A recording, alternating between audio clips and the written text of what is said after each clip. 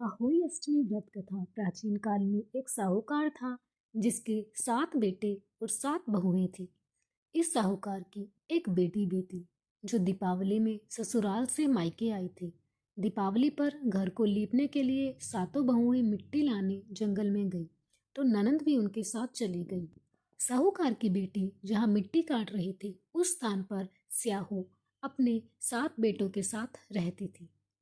मिट्टी काटते हुए गलती से साहूकार की बेटी की खुरपी के चोट से स्याहू का एक बच्चा मर गया। इस पर क्रोधित होकर स्याहू बोली, मैं तुम्हारी कोख बांधूंगी। स्याहू के वचन सुनकर साहूकार की बेटी अपने सातों भाभियों से एक एक कर विनती करती है कि वह उसके बदले अपनी कोख बंधवा ले। सबसे छोटी भाभी ननंद के बदले अपनी कोख बंधवाने के लिए तैयार हो जाती है। इसके बाद छोटी भाभी के जो भी बच्चे होते हैं वे 7 दिन बाद मर जाते हैं।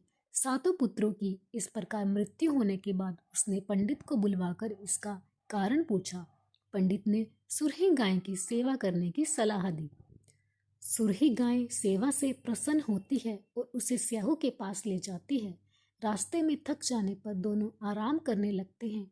अचानक साहूकार की बहू की नजर एक ओर जाती है। वह देखती है कि एक सांप गरुड़ पंखनी के बच्चे को डसने जा रहा है और वह सांप को मार देती है।